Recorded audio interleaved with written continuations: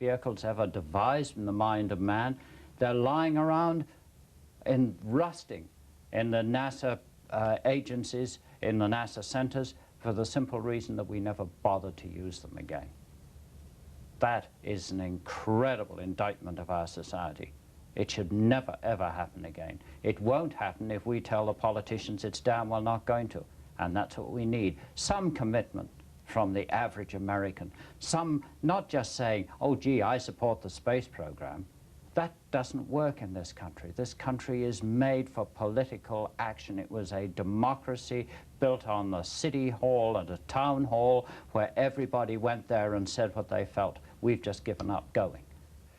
And so people say, but we shouldn't do that. We should spend this money on more social welfare, more housing for the poor, more homes for the elderly, more all of this, that, and the other, as if you take money from one program and put it into another program. It's a myth.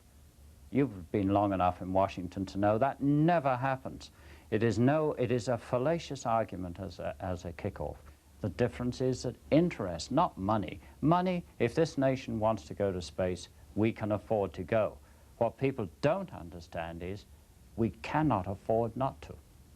That's the problem. And I have never been able to persuade enough people that that is the case. We cannot afford not to go. And all of this nonsense about how much money we're spending, the space program has paid back more than $7 for every dollar that we ever spent on it.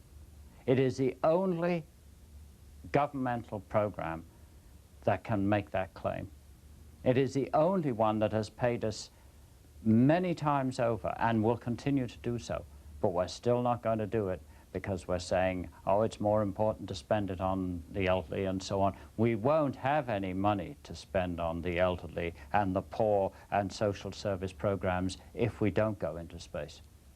But when you're talking about going out into space, it is also the function of the industrial community to be able to do this, because it's going to be they who are going to benefit the most. They are going to learn how to develop new materials and new processes, and they're going to make a great deal of money. The companies that stand to gain the most are the aerospace corporations. And they have stood this country very well indeed. They have maintained the lead that this country has had in aviation, and yet when we've gone out into space, we have asked them to do things differently.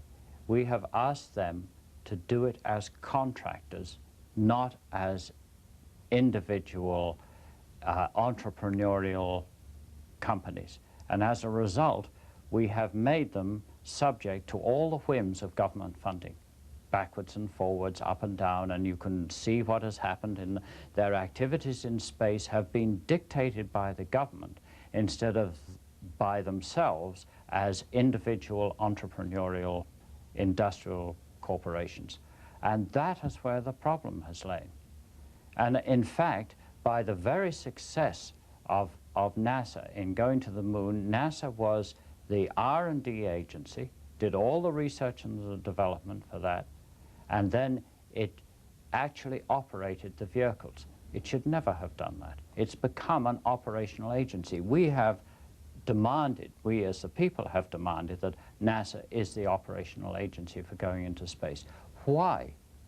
Why have we turned our back on our own heritage and assumed that the government can do such a thing? Though you have said that it was the function of government in previous history to open up colonies and so on, it was the function only to the extent of making it secure for corporations and the individual Americans to go and live and work there.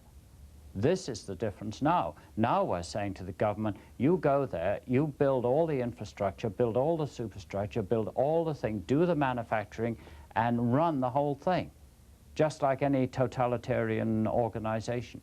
And we have totally failed to see that our own government and our own constitution will not allow that to happen. And as a result, we've got ourselves into a complete circle here. We still haven't understood it.